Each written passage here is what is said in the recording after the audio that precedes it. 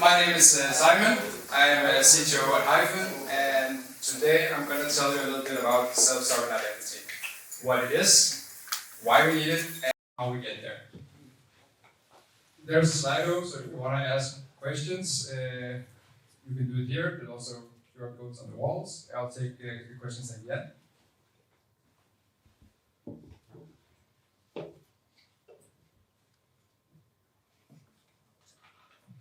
Okay, first a little bit of history of digital identity. So, let's start with the internet. Born out of the US military in the 60s and 70s, it was really about how we connect machines to share information and resources. The solution was package-based data exchange and the TCP/IP protocol that we know so well today. Perfect.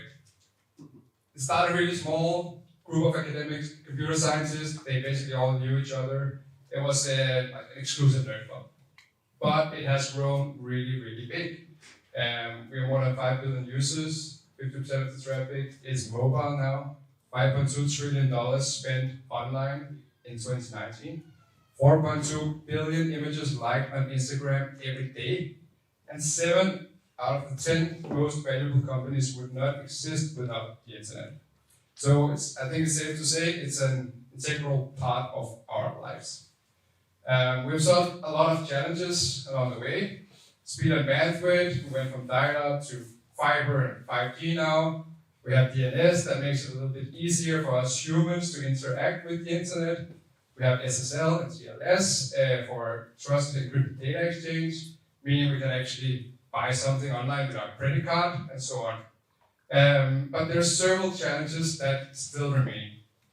And one of them is identity.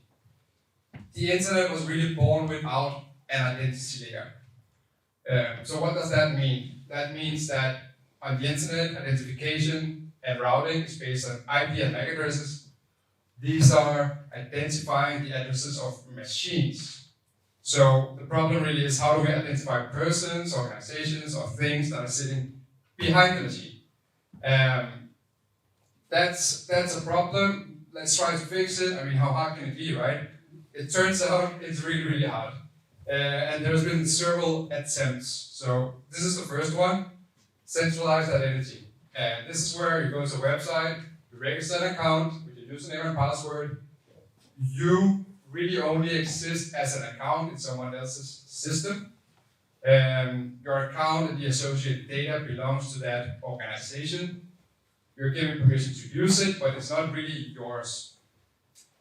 So yeah, you have a lot of different accounts with different organizations. It's difficult to remember all the logins. There's different security and password rules for all the different sites. You can't take your data with you. Decentralized databases become giant honeypots. So some of the biggest data breaches in history is because of these centralized databases. The second attempt, federated identity. So this is where you have one identity account with an identity provider. And you can use that to log into several different websites. So this is the protocols that you know, SAML, OAuth, OpenID, Connect. So this is the social logins, Facebook, etc. And I mean, it's been successful-ish. It's a lot easier than the other scheme with all the accounts, but I mean, you will all recognize this, right? Multiple different services that you have to use. You forget which one you use to log into which website.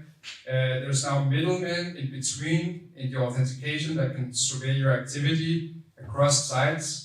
This is still big honeypots for cybercrime, and it's not more portable either. So when you leave Google or you leave Facebook or you leave Twitter, you also lose access to all the sites that you use those logins for. So maybe we should try again. Decentralized identity. Third attempt. This is a peer-to-peer setup based on direct relationships. So like in the real world, it's not account-based. I don't have an account with you. We have a relationship, a connection. So there's no reliance on centralized or federated identity providers. It's fundamentally decentralized, and it's secured by private public key cryptography. I'm gonna get into the tech a little bit later. Let's look at this term self-sovereign identity. So what does that mean? When decentralized identity started to gain traction, it kind of gained the nickname self-sovereign identity. So sovereign means king or head of state. It can also mean autonomous, independent. And if you put it all together, self-sovereign identity is a person's identity that is neither dependent nor subject to any other power or state. So that sounds pretty attractive, right? This is the term that's like most broadly used, and we will use it going forward. But why does it all matter? Like, why does this privacy thing matter? I want to play a video for you. But first this. Today the landscape looks pretty grim. Over 90% of American consumers believe that they have lost control of how their personal information is collected and used by all kinds of different entities. 80% of hacking-related breaches are due to compromised user passwords. Global identity cybercrime damages cost $6 trillion annually. Here's the video. Apple.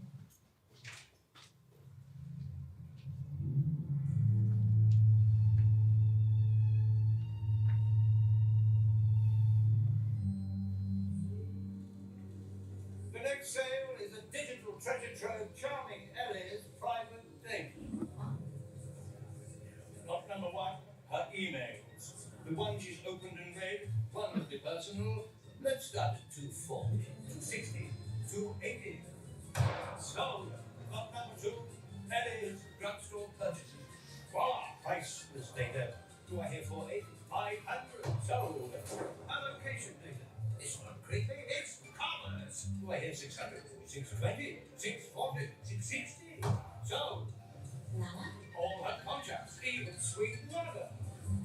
Sold at 740. A recent transactions.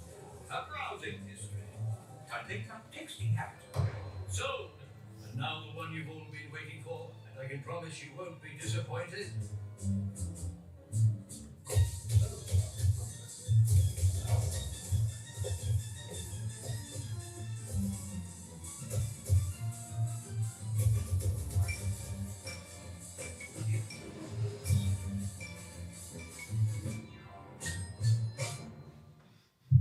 Okay, wow.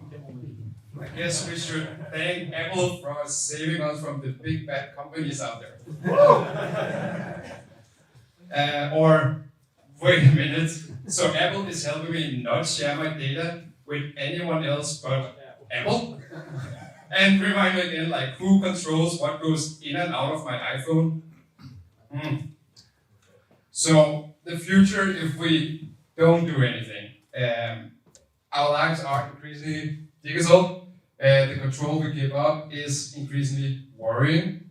We're seeing more centralization, more walled gardens, especially governments and few corporations that decide what we get to see, who we interact with, and so on. And we know that accrual of power often leads to abuse of power. We've seen this many times with governments, China, social media that curate the content that we see, etc. So control of identity is really the ultimate weapon of control. And if we don't solve this, then we are going to have a problem in the future. So what's happening right now in this space? Well, let's talk about the evolution of the web. So we had Web 1. No, forget this. I'm so tired of this slide. You've probably seen it 1,000 times. Let's instead talk about how technologies are making the dream of self-sovereign identity come alive. So we have blockchains, as all of you guys probably know, that helps us with the distributed ledgers and databases. We have a lot of advancements now in cryptography because of the whole crypto era, especially zero-knowledge proofs. We have an understanding of using wallets, what ownership in the digital world means. and how to manage keys are improving all the time. This is rocket fuel for the self-sovereign identity vision.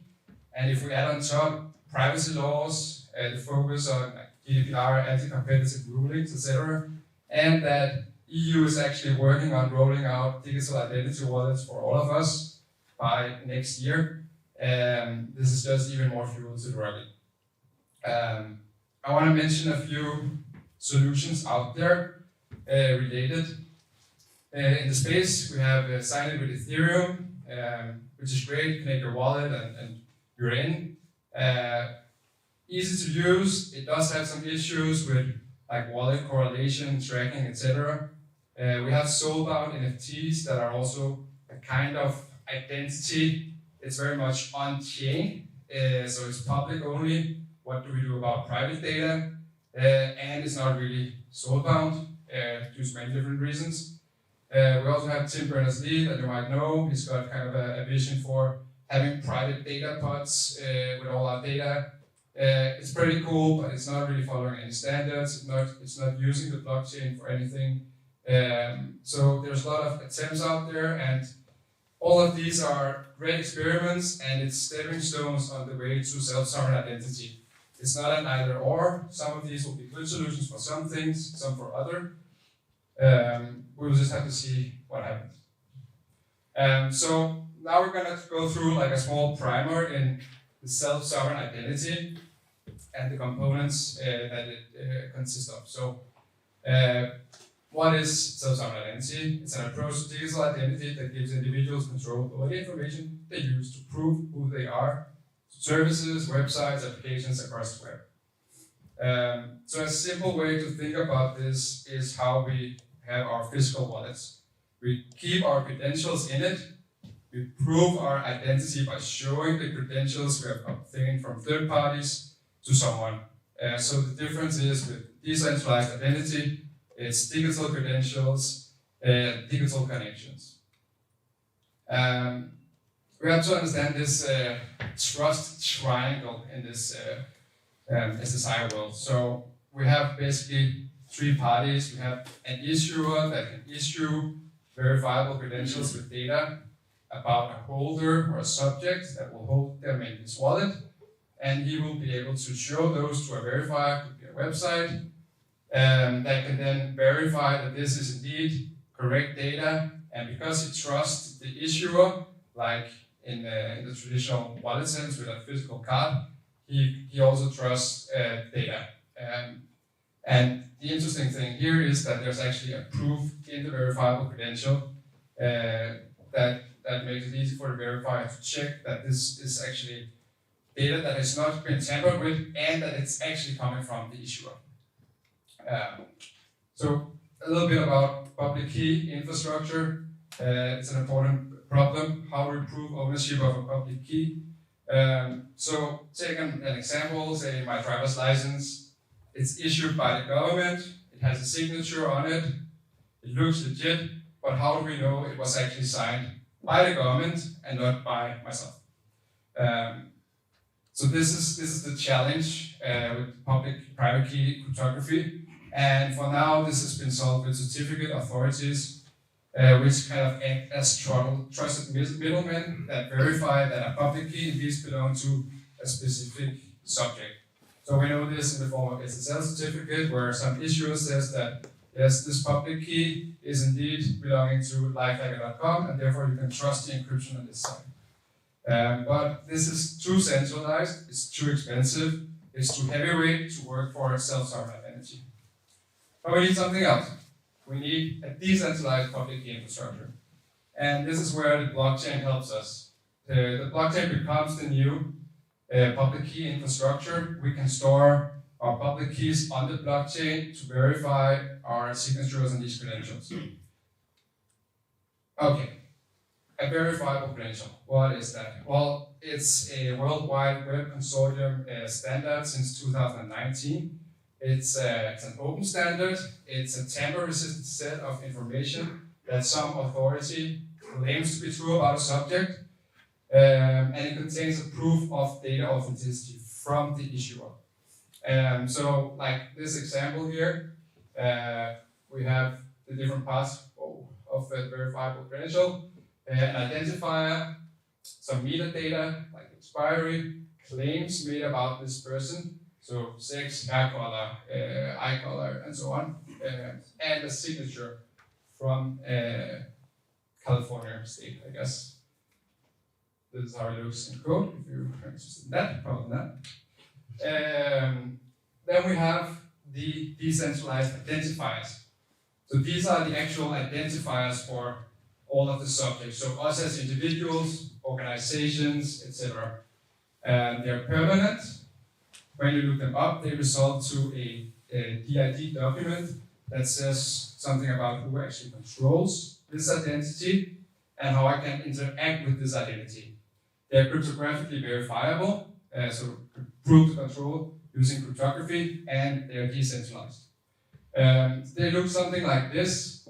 They all start with DID. Then you can have many different types of DIDs. You see some of them here, and a method-specific identifier. So you will actually generate this DID based on your private key. You will hold your private key in your digital wallet, and you will publish the public key on a verifiable data registry, like a blockchain. This is an example of a DID document. So this is Alice's DID document. There's something about who this belongs to, how you can verify it actually belongs to Alice, and an interesting thing here, the services. So this is how do I communicate with Alice based on this DID.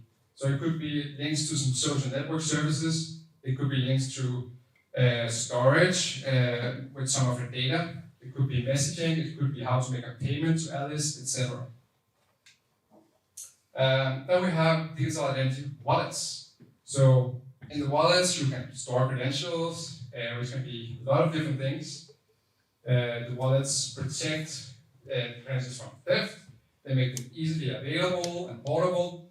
They should implement open standards, and they should work with a digital agent, often part of the wallet, that exchange the credentials and perform actions on behalf of the user using the wallet. So today we know this from like Apple wallets and Google Pay, etc. Cryptocurrency wallets. The problem with Apple and Google is that they are not open, so they kind of decide who can put credentials in the wallets. And if we need this to take off, we need to have open standards. Lastly, zero knowledge proofs. So this is a big one. It was first introduced in '89 as a theoretical math problem, but all the stuff happening with blockchain crypto has really accelerated the research, and we can now actually start to use it in practice. So what it is that it's a way to prove a statement is true without revealing the information itself. So the classic example is walking into a bar and being able to prove you're above 18 without actually showing your birthday in a trustful fashion. And for verifiable credentials, that working with zero knowledge proofs and verifiable credentials allows us to create flexible proofs that allow us to share only selected attributes. So if we see here on the right, on the top, it's a normal verifiable credential with a lot of data about you. With zero knowledge proofs, we can actually hide some of that information. It also allows us to make predicates or verifiable calculations for specific attributes. So in this case, we just want to share if the vaccination date is later than September 2021, not the actual date of the vaccination. And they also allow us to present our verifiable credentials to a verifier without revealing our identities. Okay, yeah, that was a lot. But just to sum up, self-sovereign identity is a game changer in how we identify and interact online. Verifiable credentials let us describe claims, data about subjects. Decentralized identifiers is the way we identify and validate subjects, people, persons, things. And zero knowledge proofs let us show or prove only what is absolutely necessary, preserving maximum privacy for us. So the takeaway here is that we now have a way to make direct, trusted interactions without any intermediaries. It represents a shift in control, and self-sovereign identity is putting the user back in the center. Okay, so sounds cool, but how do we get there? So the thing about privacy is that when you talk about privacy, people will sit and they will nod, they will agree that it's super important, and then 30 minutes later they will be back home, online shopping for a new cell phone, and they will put in their social security number to get 10% discount. So privacy alone is a tough sell, at least for most people. So we need to take one step at a time. We need to show that there's value in controlling your own identity and data, and we need to make it easy and convenient to use, preferably easier than the solutions we have today. So here's an example of what we can use this SSI to. So here's Nike. They want to reach more runners and sell more shoes. They know Strava have a lot of data about runners, so they go to Strava, they sit down around the table, they make an agreement, they create an API integration, and they integrate Strava data into their platform and are able to reach some of Strava's users. Perfect, great. Here's Bob's Shoes. They want more pro runners in their shop, and they would like to give a huge discount for anyone that can prove that they run a lot. They go to Strava because they know they have a lot of runners, and Strava won't even let them in the door, right? So what do? Well, today they really can't do anything. Even if the runner would like to share his data, they would have to be approved by Strava to actually receive that data. And also they would have to do API integrations and all kind of other stuff. This is the world of like one-to-one relationships. If we put in an identity wallet in the middle, the user can now take his data from Strava and put it into his identity wallet. And that means that the user decides who to share the data with. So the user can share the data with Nike if he likes, but he can also share it with Bob.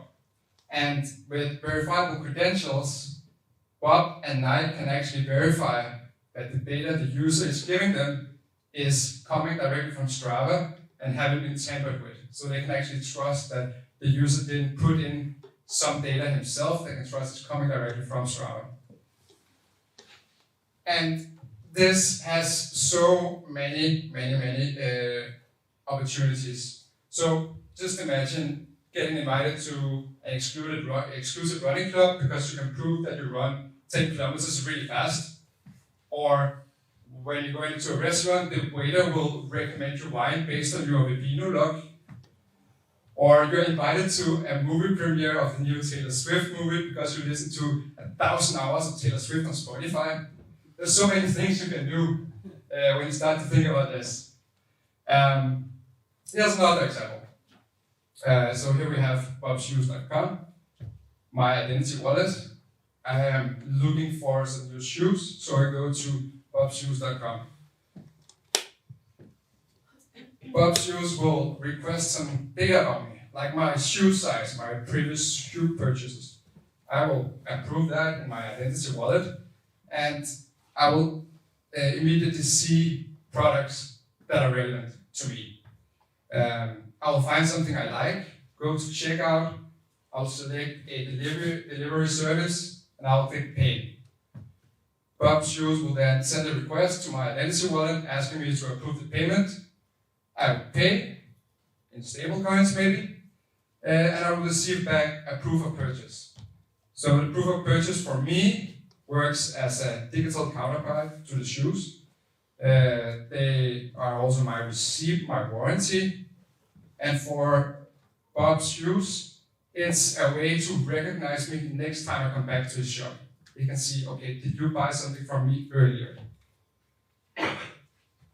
Bob's Shoes will tell GLS that they should deliver this package to this identity.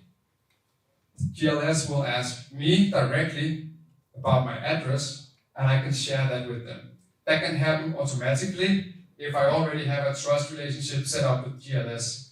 just as sharing some basic data with a website can also happen automatically if you allow it from your wallet.